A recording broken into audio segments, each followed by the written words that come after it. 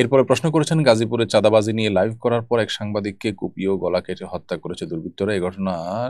এই ধরনের ঘটনা ইদানিং বেড়ে চলেছে। কোনো কিছুতেই থামানো যাচ্ছে না। এসবের পুনরাবৃত্তি রোধে আপনার পরামর্শ কি?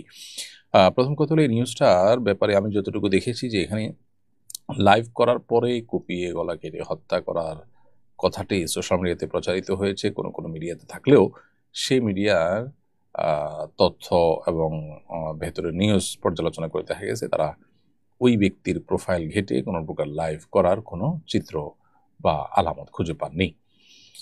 তো পুরো বিষয়টা আসলে কতটা সত্য সেটা আসলে তদন্ত সাপেক্ষ।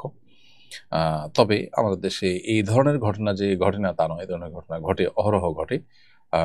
এগুলোর জন্য আমাদের আসলে রাজনৈতিক সমস্ত দলগুলোকে, রাজনৈতিক শক্তিগুলোকে ঐক্যবদ্ধ হতে হবে এবং তাদের সবাইকেই যার যার অবস্থান থেকে এই পরিস্থিতি থেকে উত্তরণের জন্য সিদ্ধান্ত গ্রহণ করতে হবে যে তারা এগুলো কোনোটাকেই কেউ প্রশ্রয় দিবে না। এবং আইনের শাসন এটা যতদিন পর্যন্ত বাস্তবায়িত না হবে ততদিন পর্যন্ত এই পরিস্থিতি থেকে আমরা আসলে রেহাই হয়তো পাবো না।